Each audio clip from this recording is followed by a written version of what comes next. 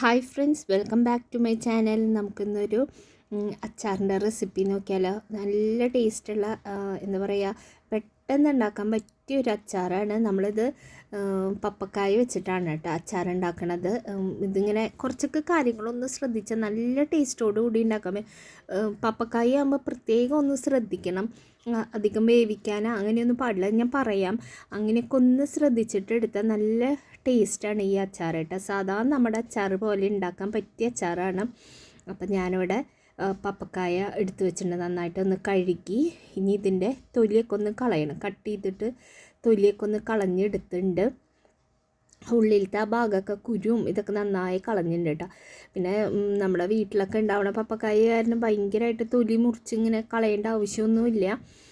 ഇനി ഇത് ഞാനിങ്ങനെ കട്ട് ചെയ്ത് നൈസായിട്ട് അരിയണം കേട്ടോ. നന്നായി ഇങ്ങനെ കനം കുറച്ചൊന്ന് അരിഞ്ഞെടുക്കണം. ഈ ഒരു ഇത് കണ്ട, എന്നിട്ട് ഇതിനെ നമുക്ക് ഒന്നും കൂടി ഒന്ന് കട്ട് ചെയ്ത് ഇങ്ങനെ ചെറുതാക്കി കട്ട് ചെയ്തെടുക്കാം. പെട്ടെന്ന് കാണുമ്പോൾ നമ്മൾ അരിഞ്ഞ് വെച്ച് കണ്ടു കഴിഞ്ഞാൽ മാങ്ങിയെന്ന് തോന്നും നമുക്ക്. കണ്ട, ഈ ഒരു ഇതിൽ നമുക്ക് കനത്തിലൊന്ന് കട്ട് ചെയ്ത് പപ്പക്കായ മുഴുവനും കട്ട് ചെയ്ത് എടുക്കാം കേട്ടോ. ഞാനത് പച്ചയാണ് കേട്ടോ എടുത്തിട്ടുള്ളത്. അപ്പോൾ അങ്ങനെ എല്ലാതും ഞാനങ്ങനെ അരിഞ്ഞ് വെച്ചിട്ടുണ്ട്. ഇനി അതവിടെ ഒന്ന് സൈഡിൽ ഇരിക്കട്ടെ. ഇതേപോലെ കനം കുറച്ച് തന്നെ അരിയണം കേട്ടോ, എന്നാലാണ് ടേസ്റ്റും ഉണ്ടാവുള്ളൂ. അപ്പോൾ അത് അവിടെ സൈഡിലൊന്ന് ഇരിക്കട്ടെ കേട്ടോ. ഇനി ഇതിലേക്ക് കുറച്ച് കാര്യങ്ങളൊക്കെ വേണം. അപ്പോൾ ഞാൻ ഇവിടെ വെളുത്തുള്ളി എടുത്തിട്ടുണ്ട്, പിന്നെ ഇഞ്ചിയും വെളുത്തുള്ളി കുറച്ചിങ്ങനെ കേട്ടോ. ഒരു 10 അല്ലി വെളുത്തുള്ളി, വലിയ വെളുത്തുള്ളിയാണ് ഇപ്പോൾ കിട്ടുന്നത്. പിന്നെ കറിവേപ്പില, പിന്നെ പച്ചമുളക് എടുത്തിട്ടുണ്ട്. പച്ചമുളക് ഒരു 3 പച്ചമുളക്.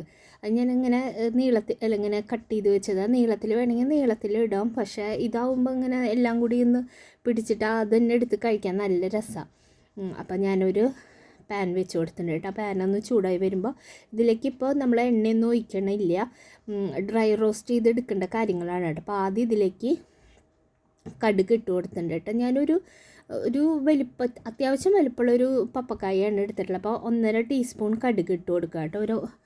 ഇട്ട് കൊടുത്തിട്ടുണ്ട്. ടീസ്പൂൺ കണക്കാണ് കേട്ടോ ഞാൻ പറഞ്ഞ, ടേബിളല്ല ടീസ്പൂൺ. അപ്പോൾ 1.5 ടീസ്പൂൺ കടുക് ഇട്ട് കൊടുത്തിട്ടുണ്ട്. പിന്നെ 1 ടീസ്പൂൺ നമ്മുടെ ഉലുവ ഉണ്ടല്ലോ, അത് ഇട്ട് കൊടുത്തിട്ടുണ്ട്.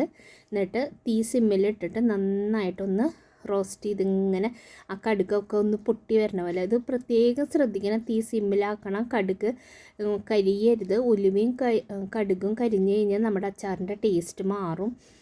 അപ്പോൾ ഒന്ന് കരിയാണ്ട് പതുക്കെ ഒന്ന് ഇളക്കി കൊടുത്ത് പെട്ടെന്നാവും കേട്ടോ അത്. അപ്പോൾ എടുത്തിട്ടുണ്ട്. അപ്പോൾ ഞാൻ അതൊന്ന് മാറ്റി വെച്ചിട്ടുണ്ട് കേട്ടോ. എന്നിട്ടൊന്ന് നമ്മുടെ ഗ്രൈൻഡറിൽ വെച്ചൊന്ന് ക്രഷ് ചെയ്തെടുക്കാമെന്ന് പറയില്ലേ, പൊടിക്കരുത്, ഭയങ്കരമായിട്ട് പൊടിയരുത് കേട്ടോ. അപ്പോൾ ഒന്ന് ക്രഷ് ചെയ്തെടുത്തതാണ്. എന്നാലും ഒന്ന് പൊടിയും ചെയ്യണം കേട്ടോ, അല്ലെങ്കിൽ ആ ഉലുവ കടിക്കുമ്പോൾ ഒരു ഇതാവുമല്ലോ.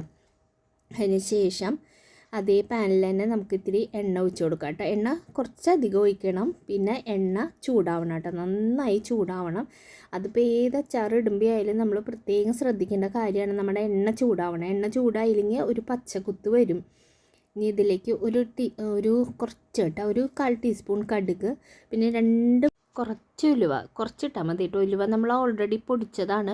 അപ്പോൾ അതും കൂടി ഇട്ട് കൊടുത്തിട്ട് ഒന്ന് പൊട്ടി വരട്ടെ കേട്ടോ. അതിന് ശേഷം നമ്മൾ അരിഞ്ഞു വെച്ചിട്ടുള്ള എന്താ പറയുക, എല്ലാം കൂടി ഒന്നിച്ചിടാം കേട്ടോ. ഇഞ്ചി, വെളുത്തുള്ളി, കറിവേപ്പില, പച്ചമുളക്, ഇതെല്ലാം കൂടി ഒന്ന് മിക്സ് ചെയ്യണം. തീ സിമ്മിൽ തന്നെ കിടന്നോട്ടെ, പെട്ടെന്ന് കരിയും കേട്ടോ അത്. അതിന് ശേഷം നമുക്ക് നന്നായിട്ടൊന്ന് ഇളക്കി കൊടുക്കണം. നന്നായി ആ മൊരിഞ്ഞ് വരണം, അപ്പോഴാണ് ഒരു ടേസ്റ്റ് വരിക. നമ്മളതൊക്കെ ഒന്ന് കടിക്കാൻ കിട്ടുമ്പോൾ ഇങ്ങനെ മൊരിഞ്ഞ ഒരു രസമുണ്ടാവില്ല. ആ പച്ചക്കുത്തൊക്കെ പോയി ഒന്ന് മൊരിഞ്ഞ് വരണം, അത് പ്രത്യേകം ശ്രദ്ധിക്കുക. തീ സിമ്മിൽ തന്നെ ഇടുക കേട്ടോ. അപ്പോൾ ഒന്ന് മൊരിഞ്ഞ് വന്നതിന് ശേഷം നമുക്കിതിലേക്ക് ഞാൻ ആദ്യം ടീസ്പൂൺ കണക്ക് തന്നെയാട്ടോ പറയണേ, ഒരു 2 ടീസ്പൂണോളം കാശ്മീരി മുളക് പൊടിയാണ് ആഡ് ചെയ്യണേ. പിന്നെ ഒരു 1/4 ടീസ്പൂൺ മഞ്ഞൾപ്പൊടി ആഡ് ചെയ്യുന്നുണ്ട്. പിന്നെ 1 ടീസ്പൂൺ നമ്മുടെ കായ ഉണ്ടല്ലോ, കായം വാങ്ങണതാണ്, നമ്മൾ പൊടിച്ച് വാങ്ങണ കായ ഉണ്ടല്ലോ, അത് ആഡ് ചെയ്യേണ്ട. 1 ടീസ്പൂൺ ആഡ് ചെയ്യേണ്ട. ഇപ്പോൾ അതൊക്കെ നമുക്ക് നോക്കിയിട്ട് പിന്നെ കായ ഉലുവ ഏവലും കുറവുണ്ടെങ്കിൽ പിന്നെ ആഡ് ചെയ്ത് കൊടുക്കാം. അപ്പോൾ ആദ്യം കുറച്ചിട്ട് കൊടുത്താൽ മതി, 1 ടീസ്പൂൺ ഇട്ട് കൊടുത്താൽ മതി കേട്ടോ. അതേപോലെ നമ്മളിപ്പോൾ ഒരു ചെറിയ പപ്പക്കായ അല്ലെങ്കിൽ വല്ല പകുതി ചെറിയൊരു അളവിലാണ് ചെയ്യണതെന്ന് വെച്ച് കഴിഞ്ഞാൽ ഇതിൻ്റെ അളവൊക്കെ ഒന്ന് കുറച്ചോളൂ. കായത്തിൻ്റെ അളവും നമ്മൾ കടുകും ഉലുവയൊക്കെ ഉണ്ടല്ലോ അതിൻ്റെ അളവ് കുറയ്ക്കുക. പിന്നെ ഇതിലേക്ക് ഞാൻ ഒരു 1/4 ടീസ്പൂൺ നമ്മുടെ സാധാ നല്ല എരിവുള്ള മുളക് പൊടിയുണ്ട്, സാധാ മുളക് പൊടി, അതും കൂടി ആഡ് ചെയ്ത് കൊടുക്കുന്നുണ്ട്. എന്നിട്ട് നന്നായി ഒന്ന് ഇളക്കി തീ സിമ്മിൽ തന്നെ ഇട്ടിട്ട് ഇളക്കി അതൊക്കെ ഒന്ന് മൊരിഞ്ഞ് വരണം കേട്ടോ. മൊരിയുകയെന്ന് വെച്ചാൽ എല്ലാത്തിൻ്റെയും ആ ഒരു കുത്ത് പോകണം, പച്ചക്കുത്ത് പോകണം. കായവും ഒക്കത്തിൻ്റെയും പച്ചക്കുത്ത് പോയതിന് ശേഷം നമുക്കിതിലേക്ക് നമ്മൾ അരിഞ്ഞ് വെച്ചിട്ടുള്ള പപ്പക്കായ ആഡ് ചെയ്ത് കൊടുക്കാം കേട്ടോ.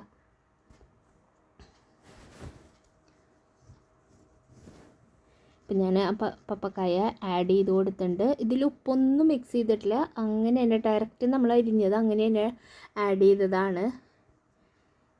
നന്നായിട്ടൊന്ന് ഇളക്കി കൊടുത്തതിന് ശേഷം നമ്മൾ ഒന്ന് ക്രഷ് ചെയ്ത് ഇങ്ങനെ ഒന്ന് ചെറുതായിട്ട് പൊടിച്ചെടുത്ത് നമ്മുടെ ഉലുവയും കടുകും ഉണ്ടല്ലോ അത് ഇതിലേക്ക് ആഡ് ചെയ്ത് കൊടുക്കുന്നുണ്ട്. എന്നിട്ട് നന്നായി ഒന്ന് ഇളക്കി കൊടുക്കുക.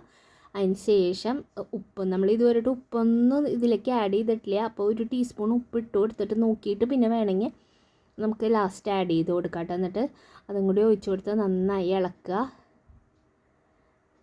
ഞാൻ പറഞ്ഞ പോലെ ഇത് പിന്നെ അധികം നമ്മുടെ പപ്പക്കായ വേവിക്കരുത് കേട്ടോ, അത് പ്രത്യേകം ശ്രദ്ധിക്കേണ്ട ഒരു കാര്യമാണ്. ഇനി ഇതിലേക്ക് ഞാൻ വെള്ളമല്ലാട്ടോ ഈ ഒഴിക്കണത്, നമ്മുടെ ചുരുക്കി ഉണ്ടല്ലോ വിനാഗിരി ഒഴിച്ച് കൊടുക്കുന്നുണ്ട്. ഒരു 1/4 ഗ്ലാസ് കേട്ടോ ഒഴിച്ച് കൊടുക്കുന്നുണ്ട്. അത് ഇഷ്ടമില്ലെങ്കിൽ നമുക്കിതിൻ്റെ പകരം ചെറുനാരങ്ങ നീര് ആഡ് ചെയ്യാം, അതും ചെയ്യാം. പക്ഷേ ഇത് ഒഴിച്ചു കൊടുക്കുകയാണ് നല്ലത് കേട്ടോ. പുളിയൊന്നും ഇല്ലല്ലോ, പപ്പക്കായ്ക്ക് പുളിയൊന്നും ഇല്ല. പിന്നെ കേടാവാണ്ടിരിക്കണം, അതിനൊക്കെ വേണ്ടിയിട്ടാണ് നമ്മൾ വിനീഗർ ആഡ് ചെയ്യണത്. എന്നിട്ട് അതും കൂടി ഒഴിച്ചു കൊടുത്ത് നന്നായി ഇളക്കി കൊടുക്കുക കേട്ടോ. അതിന് ശേഷം അടച്ച് വെക്കുമ്പോൾ പ്രത്യേകം ശ്രദ്ധിക്കേണ്ട കാര്യം, കുറേ നേരം അടച്ച് വെച്ച് പോവരുത്. പെട്ടെന്ന് ഇങ്ങനെ നമ്മുടെ ഇത് പപ്പക്കായ വെന്ത് ഇതാവും. അതുകൊണ്ട് ഒരു 1-2 മിനിറ്റ് മാത്രം അടച്ചു വെച്ചാൽ മതി കേട്ടോ. അതൊന്ന് തിളച്ച് വരാനാണ്, നമ്മളൊന്ന് ആവി കയറ്റുക എന്ന് പറയില്ല, അതിനു വേണ്ടി മാത്രമാണ്. ഇപ്പോൾ ഇത് തിളച്ച് വന്നിട്ടുണ്ട്. 1-2 മിനിറ്റ് അതിൽ കൂടുതൽ അടച്ച് വയ്ക്കരുത്, അത് പ്രത്യേകം ശ്രദ്ധിക്കണം കേട്ടോ. അതിന് ശേഷം തുറന്ന് നന്നായി ഒന്ന് ഇളക്കി കൊടുത്തിട്ടുണ്ട്. ഇപ്പം നമ്മുടെ പപ്പക്കായ അച്ചാറോടെ റെഡി ആയിട്ട് കണ്ടോ, പെട്ടെന്ന് ഉണ്ടാക്കാം. പപ്പക്കായ അരിയണ ഒരു താമസം മാത്രമേ ഉള്ളൂ, അരിയേണ്ട ഒരു നേരം മാത്രമേ പോവുള്ളൂ. പെട്ടെന്ന് ഉണ്ടാക്കാൻ പറ്റണം, അതേസമയം നല്ല ടേസ്റ്റുള്ള അച്ചാറാണ്. അപ്പം എന്തായാലും എല്ലാവരും ഒന്ന് ഉണ്ടാക്കി നോക്കുക. അപ്പോൾ പപ്പക്കായൊക്കെ കിട്ടുമ്പോൾ നമ്മുടെ വീട്ടിലായാലും ഉണ്ടാവുമ്പോൾ ഉണ്ടാക്കാൻ പറ്റിയ അച്ചാറാണ്. പിന്നെ പപ്പക്കായ തോരൻ്റെ റെസിപ്പി ഞാൻ പോസ്റ്റ് ചെയ്തിട്ടുണ്ട്, അപ്പോൾ അത് കാണാത്തവരൊക്കെ ഒന്ന് കാണുക. പിന്നെ വീഡിയോ ഇഷ്ടമായെങ്കിൽ ലൈക്ക് ചെയ്യാനും ഷെയർ ചെയ്യാനും സബ്സ്ക്രൈബ് ചെയ്യാനൊന്നും മറക്കല്ലേ. അപ്പോൾ thank you friends for watching.